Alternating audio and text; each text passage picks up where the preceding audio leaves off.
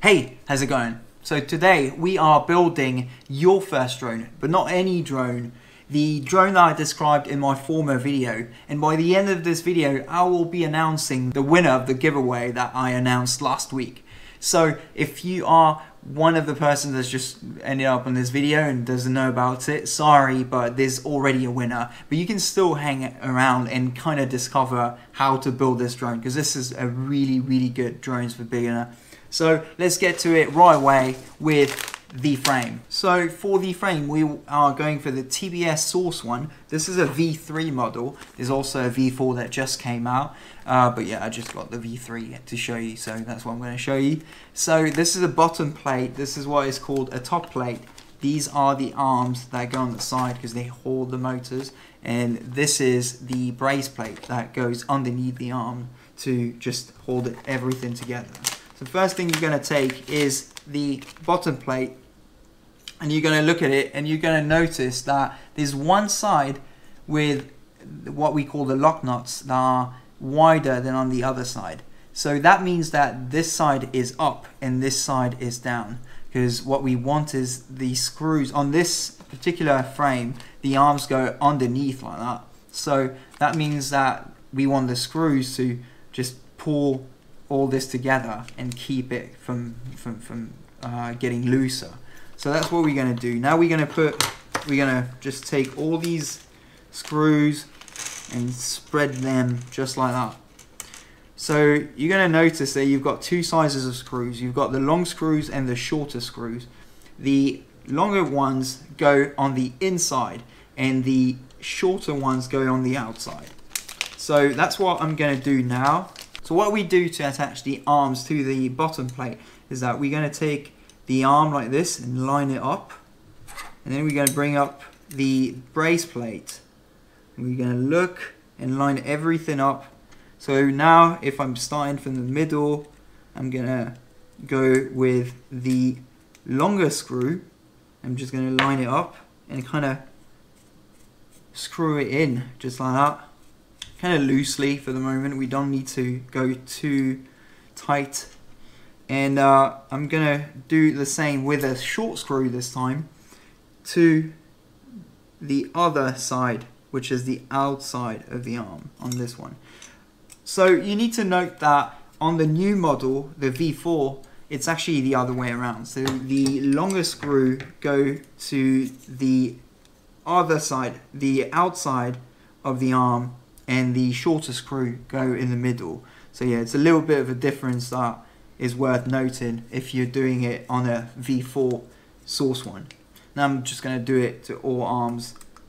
So what I'm using to screw all these in is a 2mm Allen key. So that screwdriver is in the ethics kit that I showed you earlier. This is not the exact one. The ones from the ethics kit are much nicer, but I'm just using these right now because they're on my desk, literally. Okay, so in the end, this is what it's supposed to look like. You've got your 4 screws in the middle in this square that protrude a little bit, and then the other one that are flush. And that's how you know that you've done it right. Now we are going to place the standoffs. Some people don't place these standoffs right away. I like to do it. It's a personal preference because at least that way I know where everything is going to go afterwards on my frame. So these are just finger tight. You just put your thumb in the back, you put a screw in, and then you just finger tight them. It's perfectly fine. We are going to screw everything in at the end. Okay, so now we have our standoffs on, and it's time to move on to the motors. For the motors, I'm going to use the Pacer 2207.5 in 1750 kV. If you want to know why, you can check out the former video. And basically right now what we want to do is just basically screw them in. So first thing you do, you remove this little plastic around it, then you open them, and then you take out these screws. And in these screws there's always like 2 sides. There's a shorter one and a longer one.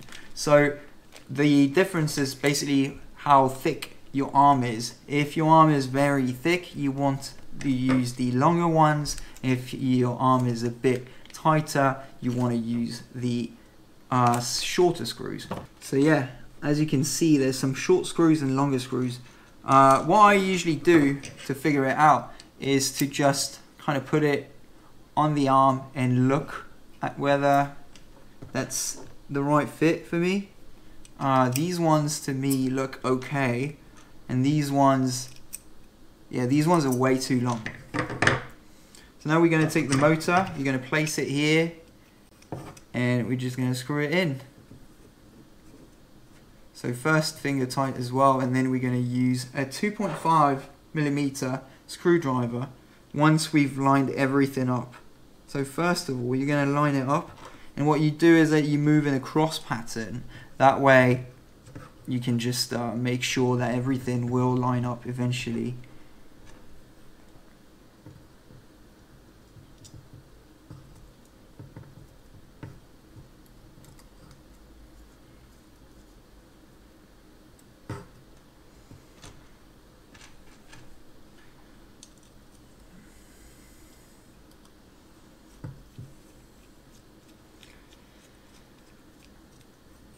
Then you're using your screwdriver to tighten everything up, same in a cross pattern.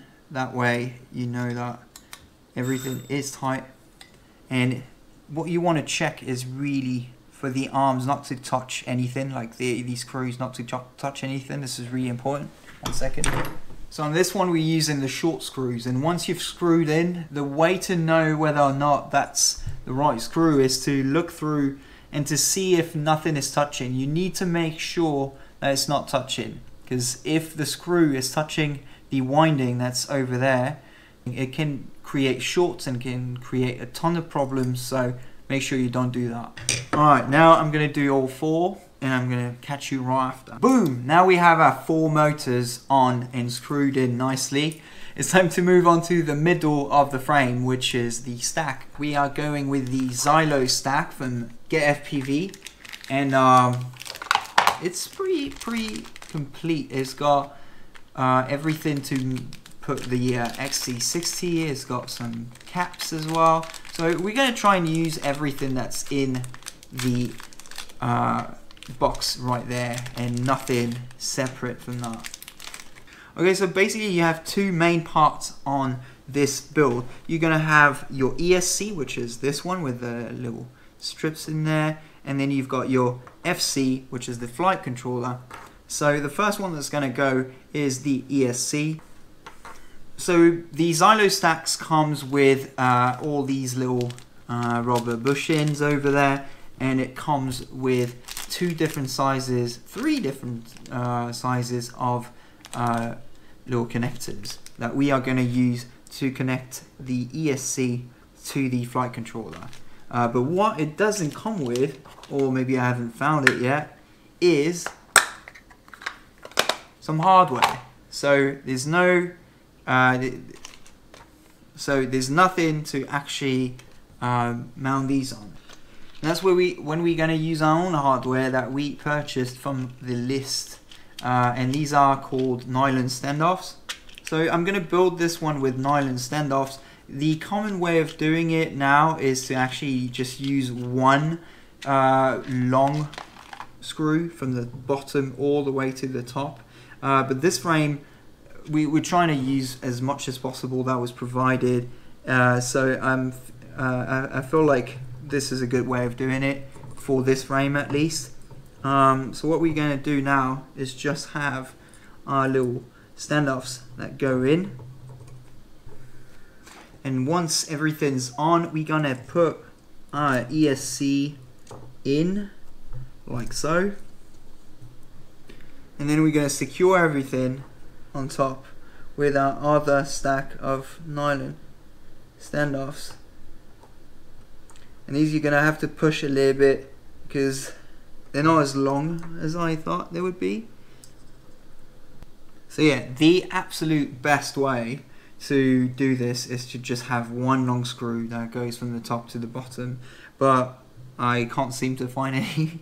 And this is the way we are going to do it. I recommend you take just one very long screw maybe like 35mm or something, and just have it go from one from one side to the other. Okay, so now what we are going to do is actually to solder everything together, so the motors to the ESC. So the first thing that we need to do is to grab some tape so that we can secure the arms over there. I suggest using tape. You can also use a zip tie if you want. Just tape is a little bit lighter and it just makes everything a bit more flush, in my opinion. Of course, you want to use electrical tape, not just a normal tape. And what we are going to do is just place it like so.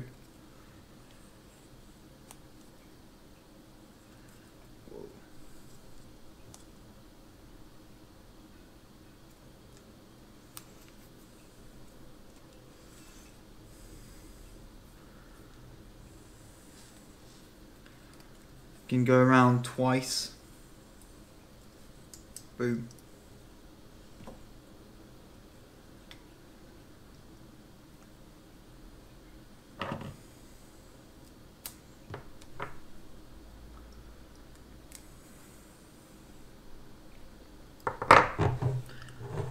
Moving on to all four motors, we're going to do that on all four, and boom! We've got 4 motors that are firmly attached with the electrical tape, and now it's time to get soldering. So we're going to grab our soldering iron, the TS100.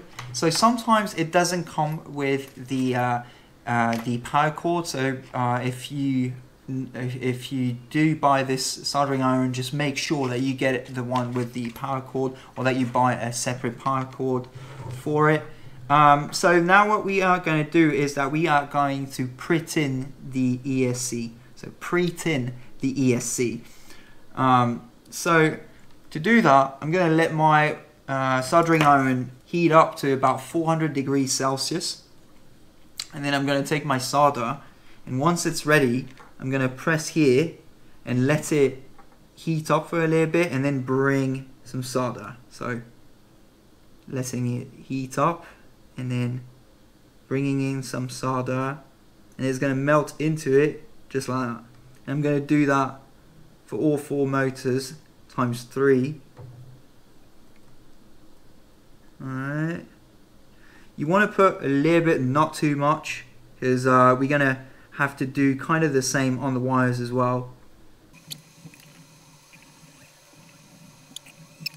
Okay, now that we have pre-tinned ESC, what we are going to do is that we are going to take this wire, this motor wire, and either we can run it underneath because we've got a ton of space thanks to these spacers, or we're just going to go directly and put one on each port of the that are like closest to it, so like that basically. But I think just for aesthetic, and because I like to be a bit mean to myself, I'm gonna do that while running it underneath. Yep, come in.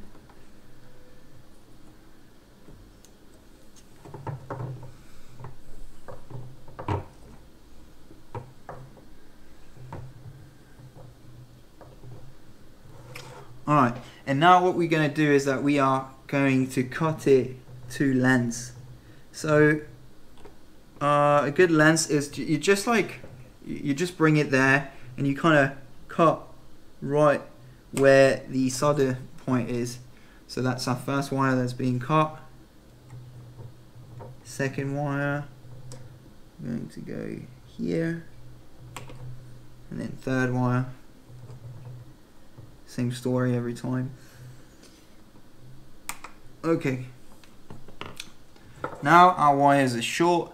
What we need to do is remove a little bit of the silicone casing that's around it, and the best tool to do it is just your fingernail. So what I do is I pinch and then I remove, pinch and remove.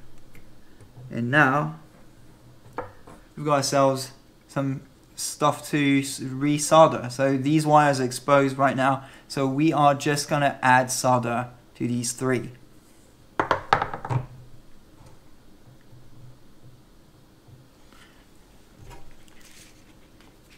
So same thing as before, it's called pre-tinning. So you're gonna want to heat up the wire a little bit and then bring some solder. And not too much, not too little either, just like coating it basically. Alright, that's done. A nice handy tool that you want to have is just some cleaning, something to clean your soldering iron, and usually these metal things are pretty great. You can find that at every electronical store or like hardware stores as well. Okay, now we are going to solder our first motor wires to the ESC. And to do that, I'm going to need something I'm looking for right now, which is the some forceps. Where are they? I lose my tools all the time, by the way.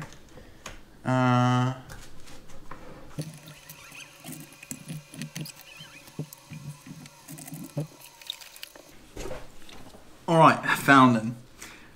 So, what you do is you take it like this. You check that your temperature hasn't fallen while you were looking for your tool, and then you're just going to bring it here, and you're going to fuse both of them.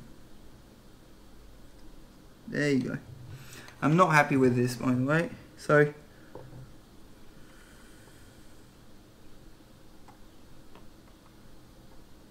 okay. So what you're going to do is that you're going to put it on top like this, and you're going to try and heat up both of them at the same time and bring it down.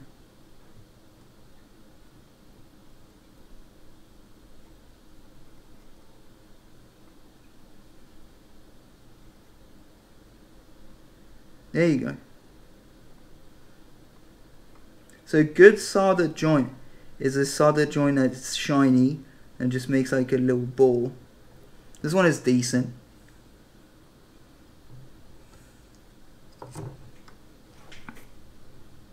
So you do that to all three. Running the wires underneath and to then bring them here actually makes the whole build a little bit harder for you, the solder job. So if you're not feeling comfortable or you just feel like you're getting nowhere, you can just bring them directly, because that makes it a lot harder.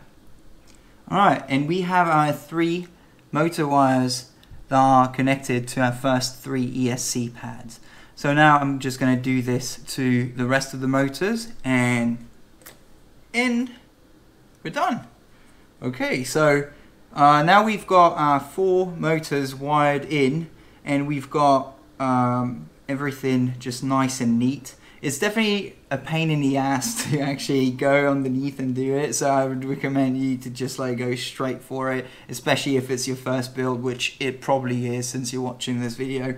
So yeah, just go straight for it. It's going to be a lot easier. It's going to make your life 10 times easier. Okay, so I'm pretty happy about my soldering job. It's decent. There's nothing. One thing that you really need to look for is whether or not you've got some bridges between pads, which means that there's some solder that went from one pad to the next one. And if there's a solder bridge like that, you need to take care of it. The way you take care of that is pretty simple. You just take the soldering iron, just like so, and then you go in the middle and you just kind of scratch with the tip a line, and it would remove the bridge if there's one. Oh, I may have created one. Interestingly, I may have created one while trying to show you how to remove them. So yeah, what you do, you just go in between, and boom, separation between the two.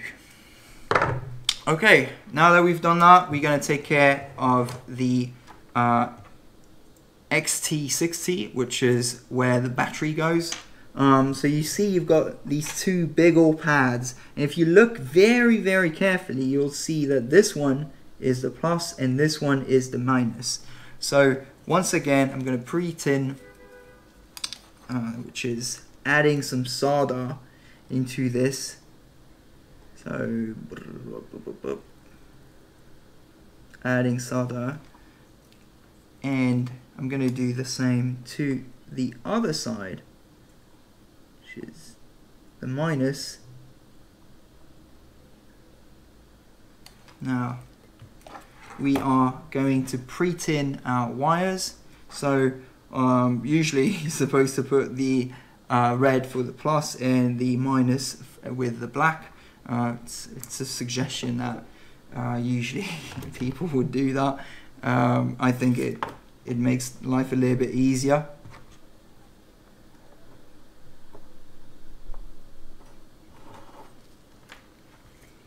Alright, so we're adding some solder into this. It looks like it already has some solder, but we still want to have a nice little bubble here, because that's what's going to help putting everything together. Alright, great. Okay, bringing this one back.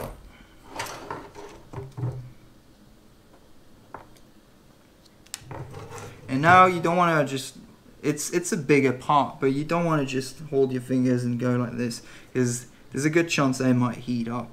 So I'm just going to take, again, my little pliers, or forceps, as I called them earlier, and I'm always trying to go kind of in between, because it just makes it easier. And as you can see, it's already starting to melt. So now I'm going to keep applying heat.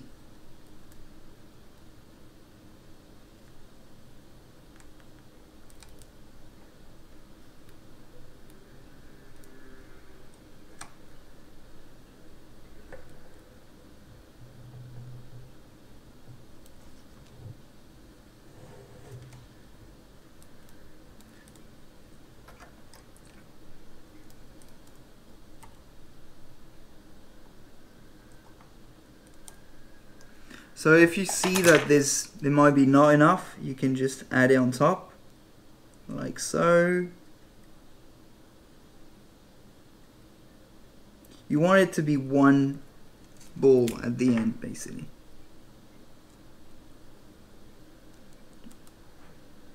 There you go. Just like that. Okay. Moving on to that one. I'm going to try with my fingers. Let's see how long it takes till it starts to burn.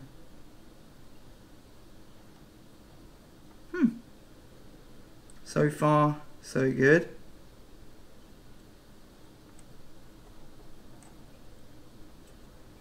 One thing, same thing here. I'm going to add some solder onto it. There you go. So I put the XT60 at the front because when I checked on getfpv.com, it looked like the stack was supposed to be mounted this way. So that's why I went for it. You could also technically put it to the side so that you would have easy access, but this one looks like it's getting built like this, so I'm just sticking to the manufacturer's recommendations here. Now we're going to do the other side. One thing that you really want to do when you're doing the other side is to not forget to put this on. So this thing is just going to be a little cover for our XT60. And now on the XT60, you are going to look, and there's going to be one plus and one minus. What I would do is just to make sure that I don't mix them up, is that I'm going to tin first, for example, the minus, because the minus can just stand like that, and I can just pre-tin it. And I'm not going to pre-tin the other one until I have soldered that one in, so that way I'm not going to get confused in the future. So here we just add a bunch of it, boom, just like that. And here we're going to add some as well.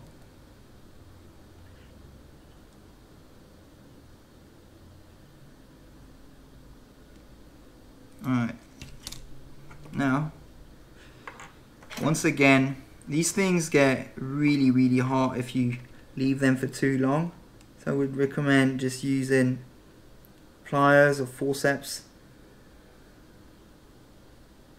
And you just hold it together. That's perfect.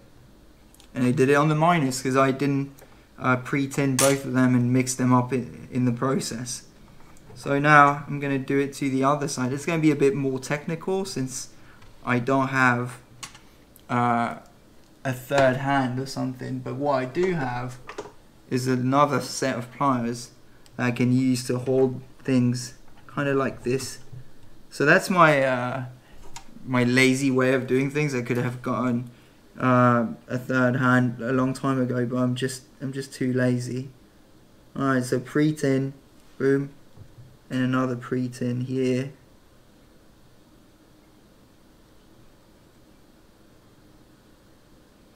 You want your main part to be hot before you add the solder, so that everything sticks together.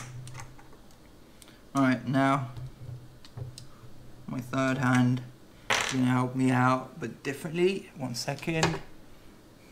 So I'm going to just like put it in there, just like that. And now it can't go anywhere. Perfect. And now bringing this one in. It actually moved. So again, I'm just going to hold it this way.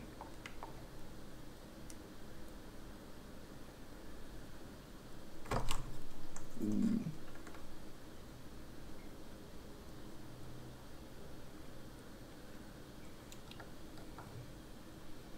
Alright, done. And now you can just bring this cover back on so that everything stays flush together. And be careful when you do that. I recommend you wait, not like I'm doing right now, but I recommend you wait a little bit because this thing is pretty hot right now. And I can feel the metal here pretty hot. So sometimes I just close it. Instead of using my hands and risking getting burnt, I just use a plier and boom, now it's closed. And we've got a nice XT60 going on. So pretty much done for the motors, XT60 and ESC. So now what's left to do is to put the flight controller on. Before we do that though, we are going to decide on which connector we are going to use. So maybe a short one, maybe a long one, we are going to see. Let's try out with the short one. Is it going to work? The way you want to put your flight controller on is basically, there's an arrow on it. So the arrow on this one is just next to the Xylo logo. It's never going to show on camera, but there's an arrow pointing forward. Basically on that one it means that the USB is going to be on the right side if this is the front, which it is. So if we go with that one, it's going to work out perfectly because it's short enough. I mean, it's long enough for us to just go around and put it on top. So that's great. One way that you can do things is that you can also add some nuts, some nylon nuts on top, but for that one it's not necessarily needed because, I mean, as you can see, it's already pretty solid in there. So now what do we do? We can do the video system, and for that one we're gonna have two different video systems. The first one I'm going to show you is the Vista. So for the Vista, it's very straightforward. There's not a lot of soldering to do. I'm going to show you that, and then I'm going to show you the other method, which is the analog. Okay, so the Caddx Vista comes in just like so. It comes in this little box, and then you've got everything attached together already. So you've got the camera on this side, and then you've got the Vista unit on the other side, plus the antenna, and it comes with this little cable. In our case, what we are going to use is actually, we're not going to use this connector over there, and we're only going to use the 4 first cables. So what you would do is that you cut these cables like so, and then you will look underneath because it's easier to solder on this side, and you would use the V for the plus of your battery, then the G for the minus. So we're going to put a black wire on there, then RX and TX. So I'm going to do that quickly for you. So the reason why we are not using the S-bus and the ground of our Vista is because we are not going to put a crossfire on it, so we don't need to use the controls. But if you want to use the DJI radio, you can just go ahead and connect these as well, and it's going to help you out with your radio signal. But we don't need that because we're using crossfire. So once you've done that, you can bring back the drone. Once you have these 4 wires in, what you're going to do is roughly place everything, and then we are going to take this one and plug it in and solder it in directly onto the power of our drone.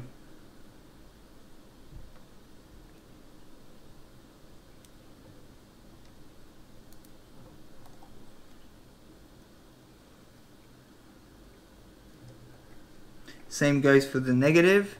So negative goes on negative and positive goes on positive. I think it goes without saying. Alright, so now this one is wired on plus and this one is wired on minus. It's really important that you use direct solder onto the power, because if you run through the FC, you might run into some problems. So that's why I did it straight from the power on the XT60. Alright, so now we're just going to close that in and we are going to do the flight controller. So for our flight controller, what we are going to take is these 2 little pads here. So the 3rd and 4th, we're going to put in them. It's written RX4 and TX4 on them. And if you look at the back here, our white cable says RX and our yellow cable says TX. But the thing is, that means it's this cable, the yellow cable, is transmitting and this cable is receiving, but from the Vista side. So that means that on our flight controller, it's actually the opposite, which always confuses me. I wish they would label them TX goes to TX on the FC, but what happens is that the TX here goes on RX in the FC, and then the RX here goes on the TX here, so it's inverted. So now, as I said, the yellow cable is TX. So I'm gonna put that one on the RX4, and the white one goes on TX because it's labeled RX. I know it's confusing. I don't know why they're doing this. I mean, I know why, but I would prefer just the logic of labeling things normally. Okay, so now our white cable, which is the closest to the minus of our Vista, which is the black cable, is connected here on the 4th pad, which is the TX pad, and then the yellow one is connected to the RX of our FC, which is the RX pad again. So yeah, now it's connected, and there's one thing to do on the Vista, which is to add our little antenna. And our antenna, what we are going to do is that we're going to unscrew this one using a 1.5 screwdriver. It's a hex screwdriver again, and we are going to connect this one, this little pin. It goes on like this and it snaps, and it's only when you hear the snap that you can bring it back. And then there's a little cover here that just little piece here that just slides in underneath. It's pretty hard to get tightly. Yep, it goes right underneath like this, and then once it's in, I'm just going to screw it back on, and that will lock the antenna onto the system. And now that we've done all of this, all that's left to do is to add the crossfire and to program everything in Betaflight, which we'll see later on. But first of all, we're going to move to the analog version so that you can see. If you guys are building a Vista, which I recommend you do it as a beginner if you want to do cinematic, you can just skip ahead to the crossfire section. And if you want to build analog, I'm going to show you now, and that's actually the build that's going to stay on afterwards. Okay, now what we are going to do is that we're going to build the analog version. So for the analog, we need a Predator camera, Foxy Predator. We are going to need the VTX, the TBS Unify, and we are going to need our antennas later on. So first of all, you want to open up your VTX. Just go in there. You take this little tape is super nice, by the way. You can take this heatsink, and also you're going to take this cable right there that we are going to use. So what do we do with this cable? It's pretty simple. You take it, you put it in, and then you're going to look at the back, and at the back there's what every cable means. So the first one is it says 7V 26V, so that's your entry for the power. Then you've got the ground, which is the minus, so we've got these two that just go like that. Then you've got your 5V out. So that is if you want to connect your camera directly onto the onto the power of your VTX. That we are not going to do. So you can just remove it. I'm gonna remove it carefully afterwards. That's the minus as well for the camera. And then we've got the yellow wire, which is the video. Then we've got the audio that we're not going to use, and then we've got this data one, the green, and we don't need the middle red and black. So I'm going to remove them using the plier, and what you do is that you bend this pin, and then you just pull that one out, and then you do that for the other one as well. Boom, boom, and then here, last one. There you go. So now this is just dangly over there, so we are going to cut that one. Boom. And this we don't need anymore, so we're just going to put it to the side for the moment. And yeah, now we have all our cables. Okay, so we put this in, and what we're going to do first is connect that those cables to our main power. So once again, you place it there, you kind of look for the lens. For the sake of seeing everything more clearly, I'm just going to remove the flight controller for the moment. And what you do is that you just run it over there, just run it through, and you kind of see a good length. So I would say that this is a decent length. You don't want to be super snug in the beginning because that's your first build, so you might move something. And then pre-tin the wires and just put them on plus and minus. Red goes on plus and minus goes on black. Okay, so now that we have this, what we are going to do is pre-tin some pads. We're going to pre-tin the VTX pad, and we're going to take the yellow wire, which is the video signal, and we're just going to put it onto there.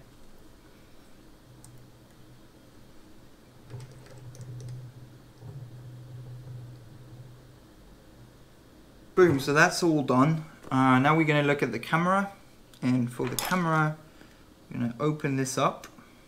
So this is the FPV camera, and we are going to take this cable from this little box that was inside a bigger box, and we're just going to put it in like so.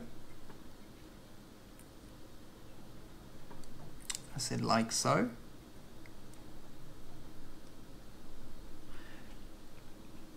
And now we're going to look underneath, and underneath what is there is that there's a bunch of information of what is actually going to be used. So first we've got VCC, that's another name for positive side, so that's why the red wire is coming out of that one. Then we've got the GND, which is ground, again the black one. So that one we know where we're going to put it, we're just going to put it directly on the power. Actually no, that one we just know where we're going to put it. We are going to put it on the FC somewhere where there's ground and power. Then we have the video, which is the yellow, and then VSEN, which is voltage sensor, so that's the current as well. And what we're going to do is that we're going to use, we're going to put these onto the flight controller. First of all, we're going to use these cam plates to actually secure our camera at the front of our drone. For this drone, the frame actually uses a standard size type of camera plate. So what you need is this little adapter that is in the box of the Foxeer Predator, and we're just going to place it over there like that, and then we're going to screw it on each side using screws that are provided in this little baggie over there. We're going to screw it on each side, and there's 2 screws per side, and that's essentially going to make the camera bigger for our next step, which is the camera plate.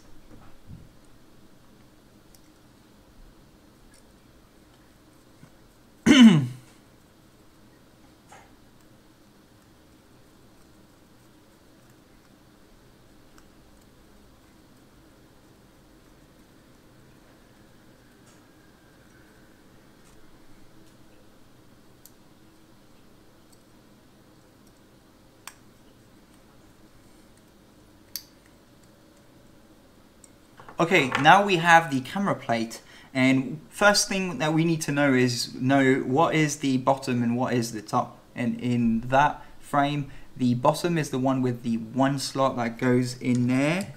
You can check by just sliding it in, and the 2 little slots on top go on top. Alright, so then we're going to try and line it up with the middle screw here that goes right in the middle of our hole, and then we're going to start taking little screws like these and place it in the middle, and then we're going to use our 2mm screwdriver and just screw it on like so, and then we can see that both of our holes actually coincide with the slots that are in the camera plate. I would just recommend using 1 other screw. You don't need to use 3 for the camera. So I would just go with the top one, because it will be more accessible in the future.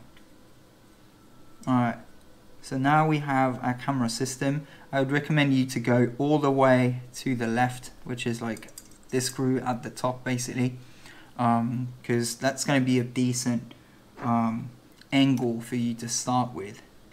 Now we're going to do the other side, and for the other side we just do the same operation again. So you don't over tighten it as long as it's not in there, and then once it's in, you can just tighten it a little bit to bring tension, but not too much, because you're going to have to put the top one afterwards. We've already looked at the back of the camera earlier, and we noticed that the red wire was the plus, the black one was the minus, and then the yellow one was the video, and then this pink one is the current. So now we're going to wire this to our flight controller. Right here at the front of our flight controller, we can see that we have a pad called cam, a pad called power, and a pad called ground. So cam goes with video, so it's yellow. Then power goes with the plus and also the pink one. That is our current sensor, so that one's just going to sense the current that's for the internal on-screen display of the camera. And then we've got the ground over here. So as usual, I'm pre-tinning the wires, and now I can shorten these wires because they're a bit too long right now. So I'm going to cut them here.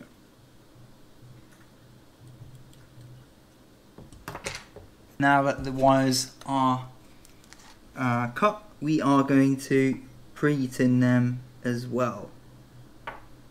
Okay, and then I'm going to use my little set of pliers to put everything together. So ground goes on ground, power, and the pink one goes on power, and then video goes on the cam pad, which is the third one.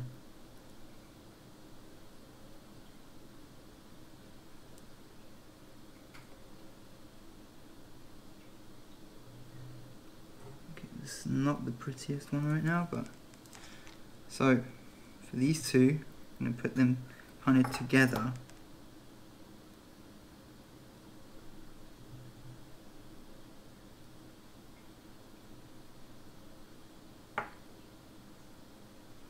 And the way I do that is by first tinning the red wire or the other wire, and then just holding it down as I put the second one with my pliers.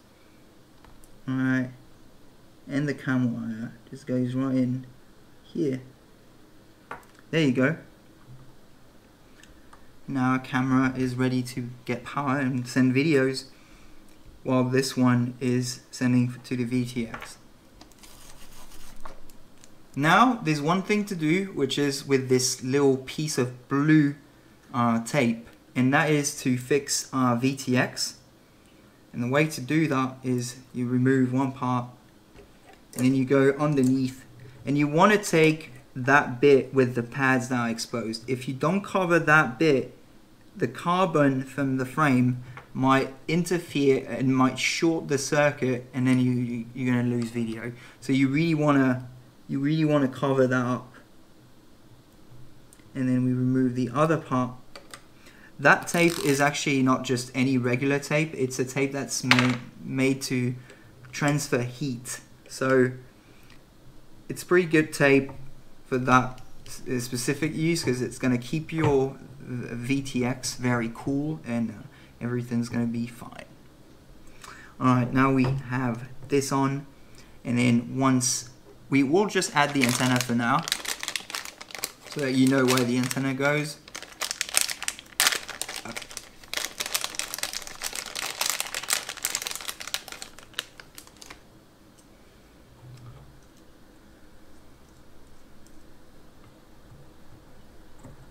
And the antenna will just go like so. So you screw it in, and that's it. And now it's onto the Crossfire. Alright, so the Crossfire comes in this little baggie as well, and we're just going to open it and see what it looks like. So first of all, we've got everything coming up together on that one. That is the Crossfire receiver. So that's what receives your radio transmission to the drone, and then this is the antenna, and I'm going to show you how you can attach this antenna right after. First of all, we're going to pre-tin these pads. Okay. Sometimes I like to use a little bit of sticky tack to just put the thing onto there, and be fine with it. It's also useful for small wires, and then you're just gonna put solder on all of them. We're going to wire each and every port. So the first pad is your ground, so you're going to put the black wire onto it, just like that. Then the next one is your positive, so you put the red wire.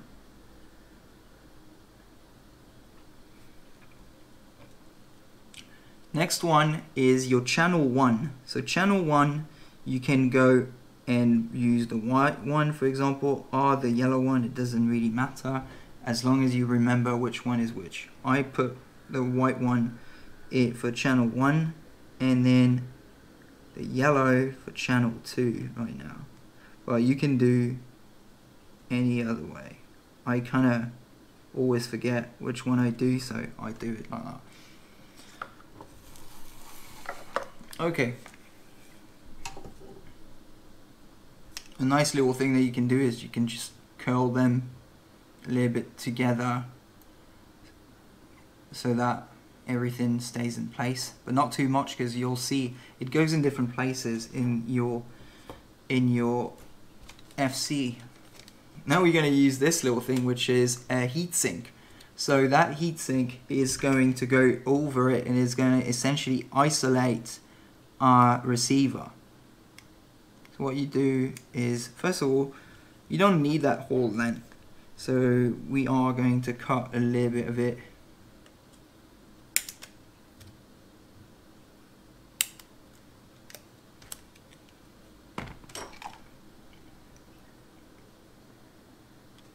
Now we're going to open it, and then we're just going to put it in like so, and around our crossfire receiver. And now we need either a heat gun, or you can just use a lighter, and you get the flame pretty close to it, but not completely directly on it, because otherwise you're gonna make holes. And you just slowly make it shrink, because yeah, I mean that's a heat shrink, so what it does when it gets heat, it shrinks. Okay, you have to be super careful, especially when it's like almost fully retracted already. And yeah, sometimes if there's like a port or two that's open like that, I'll use some tape. I think here it's going to be fine. And now we have something that's a little bit more isolated, especially at the back. Okay, let's get our drone back. So where are we going to put this? There's not a lot of space left, right? I personally think it's okay to just put it on top of the Unify. Some people will tell you that it's not good. It's not generating that much heat, and it'll be okay. If you have an extra space, you can put it on there. You could put it on the top plate, but the problem with that is that as soon as you open it, every time it's gonna just be in the way, basically. So I would just put it on there right now for the time being. Another solution could be to push this one back and then have some space at the back here, but this will be perfectly okay. You can also have a little print. There's a lot of options out there for you. Now that we have a place for our crossfire, it's going to be time to actually wire the whole damn thing. And what we're going to use, the crossfire nano receiver only use 5 volts. So there's a 5 volt port here where our plus is going to go, and then there's a ground here where our negative is going to go. So here we go. I'm going to pre-tin them as usual. And then for channel 1 and channel 2, we are going to use the RX3 here and TX3. There we go. So they're going to 2 different places. One of them is just going to go straight up here, just like so, and the other one is going to go over there. So what I'm going to do is I'm going to just run these underneath.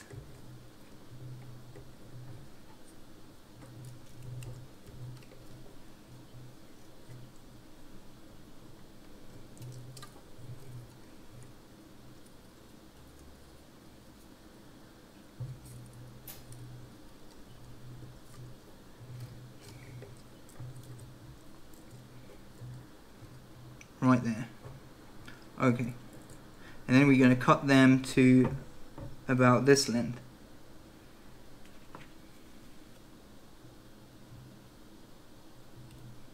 Alright, perfect.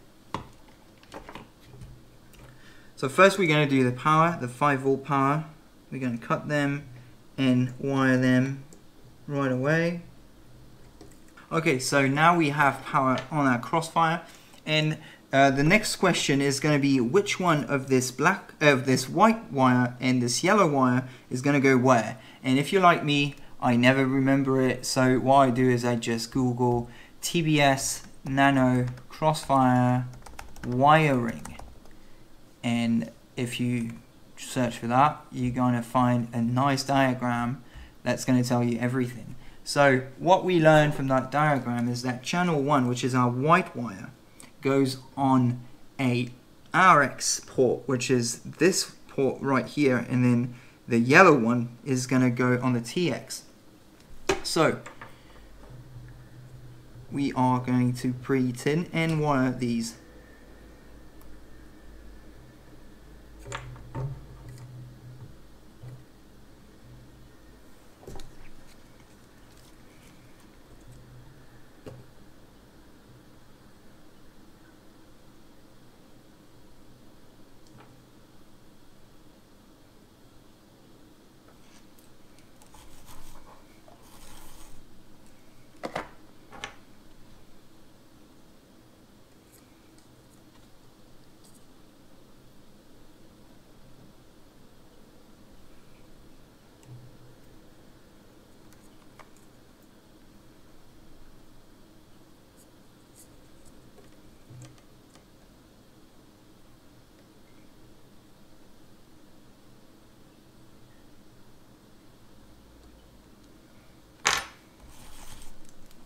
There we go.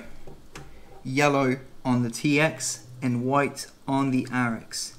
Now we have this one. It's just going to sit pretty right here. To attach this guy, I'm going to use a zip tie. So I'm going to run it down there and bring it back up over here, and I'm just going to lock it in.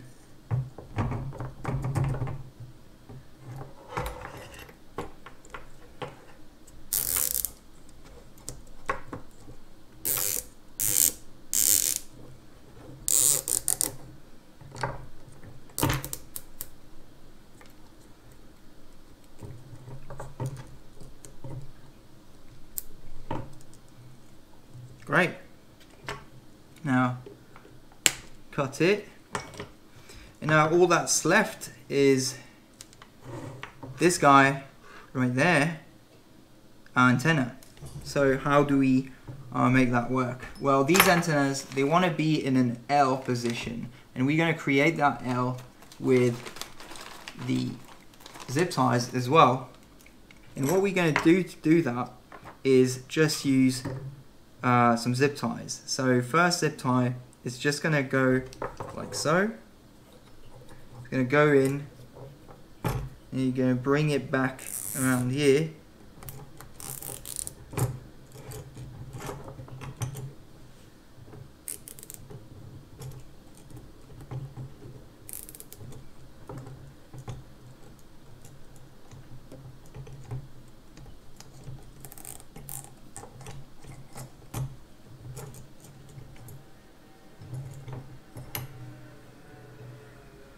And you're going to let it come out straight like that.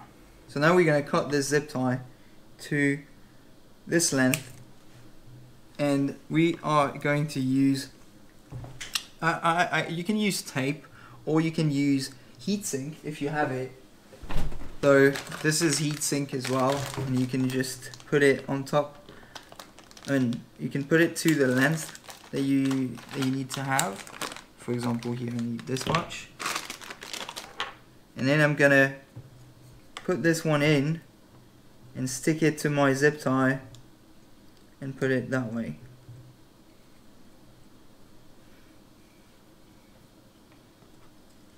And then I'm gonna heat it up again so that it closes.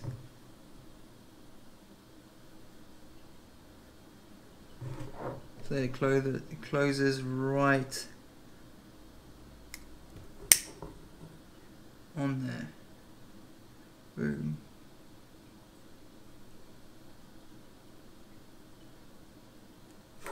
Ooh.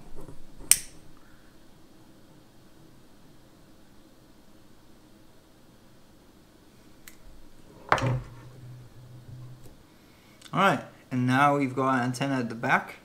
And for the top one, we're just going to grab what we had left of our little guy over there. And we are going to grab some more heat shrink, measure it to length, probably this much. Cut a little piece.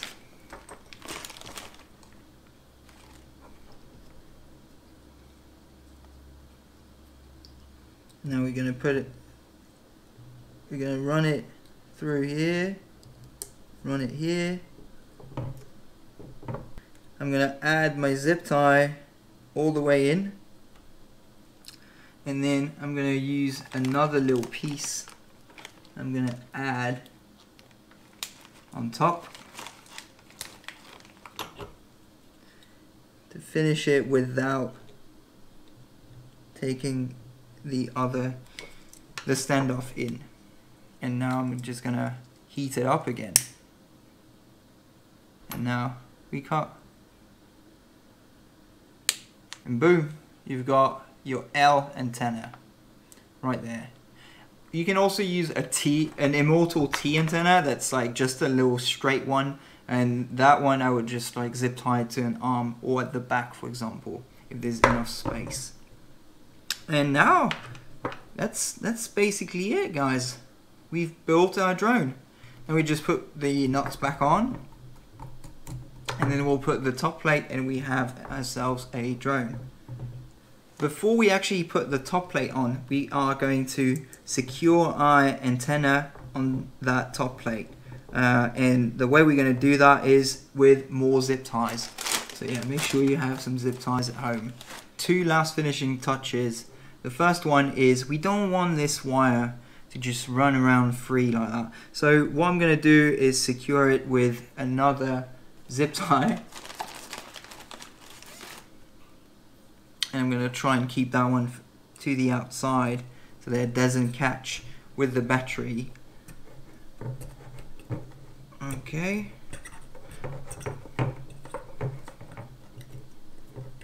That one doesn't have to be as tight as the other ones because we actually want it to be able to slide in case we want to open this drone again. So I'm just gonna put it like kind of not as loose, but like this loose, just like that.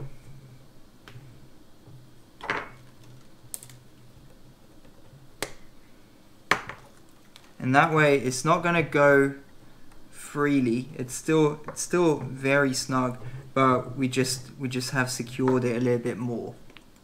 So the last part is actually to add our little lipo pad. So we're gonna try and make it coincide with the pattern as much as possible. Okay, it doesn't coincide with the pattern. Alright, so we're just gonna put it on right there. And as you can see here, I should have done the lipo before, but hey, it works. It's going to protect your lipo. So after that, all that's left to do is to add some straps, and you've got yourself a drone. Also, I think the only thing I would have done different on that build is having different types of screws, but I did it, I tried to do it as close as possible to what someone would do at home for their first build, and maybe you don't have everything. And I had these nylon standoffs around, so I just used these. Once we've done everything, the last thing to do on our build is to take a battery and brace yourself, because maybe it's not going to work. We'll see. Moment of truth.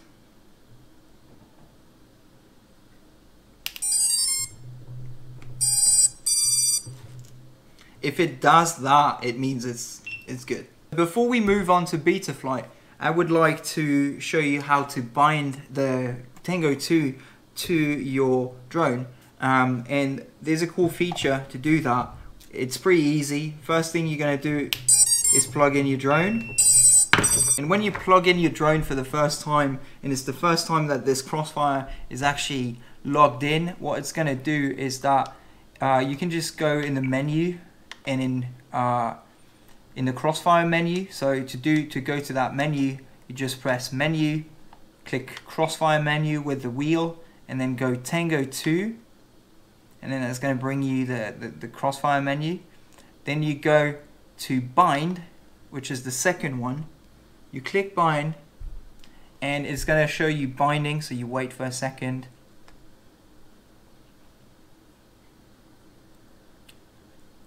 A little bit more than a second, and right after that it's going to show you update micro TX, so you just press enter, and it's going to start updating it and binding at the same time. So you do that, you wait for it to be ready, and then you are bound. So now the binding process is over. It went to 100%, and then it just stopped. So that's how we know. And if we really want to check if it's actually bound, now if we unplug the battery,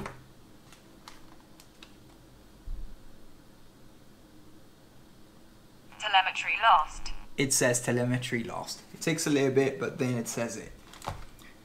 And now if we plug it back in, telemetry recovered. That's how you know. Okay, now moving on to beta flight. So what you need to do is download Betaflight Configurator. Once you've got it installed, you can plug in your USB to your computer, from the flight controller to the computer, and what we're going to click is connect. So the first thing that it's going to show you is that it's on the Xylo F4 target, and the firmware is Betaflight 4.1.6. So immediately what I want to do is to go and flash the firmware to the latest version, which is 4.2.5. So to do that, I click load firmware online, and I click flash firmware. But what it says is there's a bootloader that's not activated, and no response from bootloader. So you go back and connect, you click on CLI, and you press BL. That's going to start the bootloader. You press enter. It goes in DFU mode. You can see it here. So you go in firmware flasher again. Now we have everything ready, and once we flash, it is going to work. I don't know why it's doing that. I don't know whether it's doing this only on my computer, but this is how I do it. Once it's back on, you click on connect, and it's going to tell you that there's some custom default settings for that one. So you click on this, and it's going to give you a warning that the accelerometer is not calibrated. So first thing that we do is that we click and we calibrate the accelerometer. That's going to reset what is flat, basically. Next thing that we're going to do is we're going to go to port, and if you remember properly, we have put our Crossfire on UART3, because UART3 is RX and TX3. So we have to click on serial RX here, and then you click on save and reboot. Now for DJI users, you're going to want to select UART4 and click MSP, and then save and reboot. The next thing that we are going to check is what it is set to. I would recommend going with D-Shot 600, and here maybe everything else seems okay. Dynamic filter, yeah, save and reboot. It's reconnecting. So now we are going to check our, oh wait, there's something else that we need to set here, which is crossfire. So in the receiver tab, you click and you check if it's an S base serial receiver, and you select crossfire, save and reboot. Once we've done that, we can go to the receiver tab, plug in our battery, turn on the radio. Welcome to Tango 2.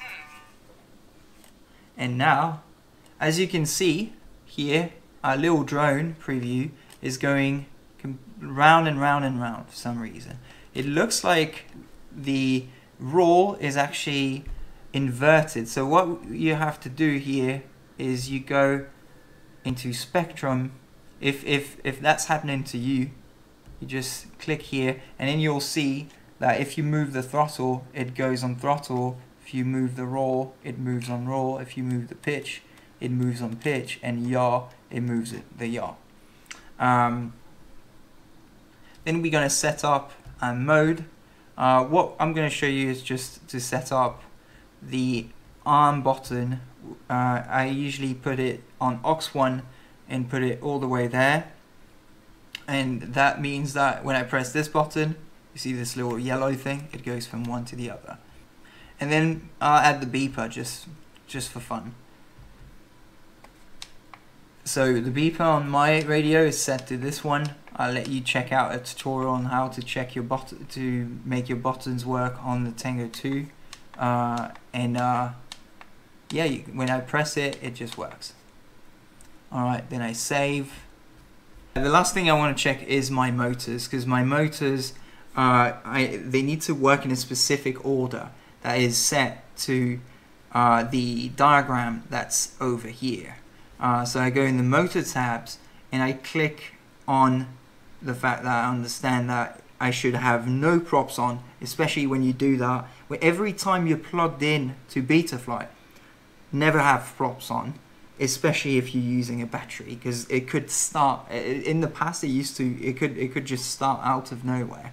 So now I click that I understand the risk, and I'm going to check my motors one by one. So I take this thing and I check. Oh, and it's not the right motor that is spinning. It should be this one over here. Now, so my motor 4 is not the right one. Motor 2 is not the right one, it's motor 3. Motor 3 is motor 2, and motor 4 is motor 1. So what happened here? The ESC is supposed to get them in a different way. Unfortunately, Get FPV actually put a picture that is misleading to people, but never mind. I'm going to show you how you should do it. So it's going to restart. So what you do is you go to the CLI and you click resource, and in the resource tab you're going to find your motors.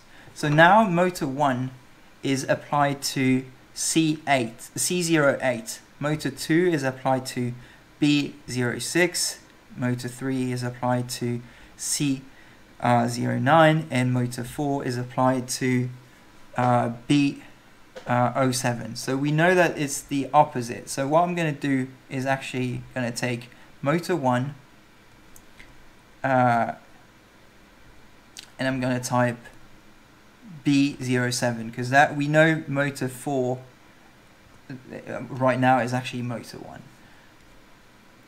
So now it's assigned. Motor 2 is C09. If you are a bit confused by all this, just check out Joshua Bardwell made a really good video about this, so you can check it out and it might be a bit clearer, it might go a bit slower than what I'm doing right now. Motor 3 is B06, and motor 4 is C08.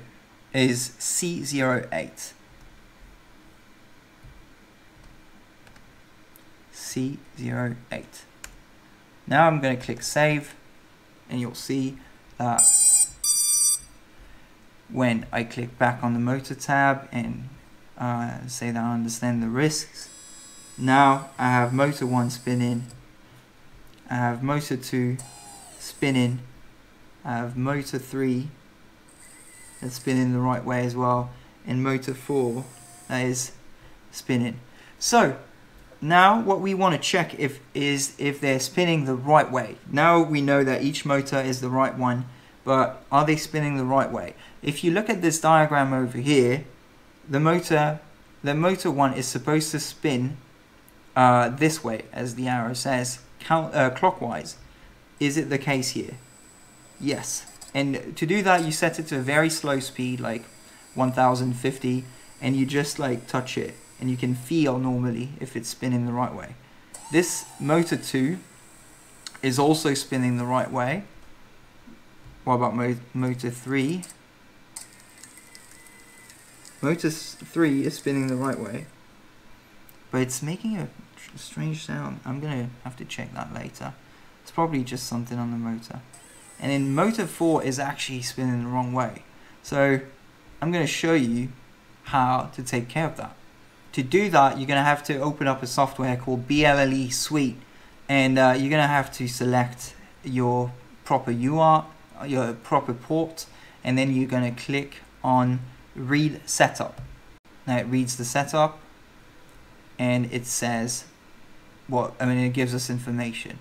And then here in motor direction, you can see that it's giving us a normal, on all of them it's going to say normal, but if we switch that way, it's going to say reversed. And we know that all of them are spinning the right way except number 4. So now we're just going to switch it that way, and we're going to write right setup, and now everything should be fine.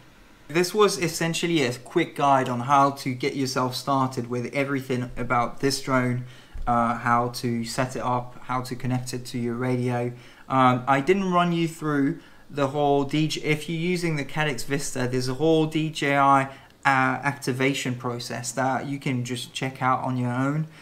There's a lot more to Betaflight as well that I didn't cover, otherwise the video would be 10 hours long. But yeah, feel free to get information by yourself. Once again, Joshua Bardwell has a video on everything Betaflight related, so just go and check it out. And now we're going to move on to finding our winner of the giveaway. So I'm on this YouTube comment picker, and I've put my video, and now we're going to just press here, and we're going to find out who's won the drone that I just built. So let's go.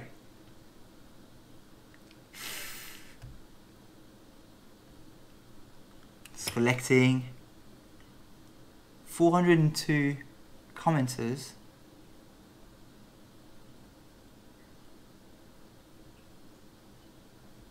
And we go, oh, I have to pick here, wait for it, selecting. Okay, it's Sang FPV that says, I've been dreaming of winning a quad for so long. Good luck to everyone. That's great. That's the kind of sportsmanship I want to see. So congratulations, Sang FPV. You've won this this kit, and we're gonna sort out everything together. I'm gonna try and reach out to you if I can't, and feel free to reach out to me on Instagram or anything. And if it doesn't work with that guy, I'm gonna keep on chasing another winner by just running the raffle again and again until I find someone that I can contact and send this squad over to. So yeah, congratulations, you've won.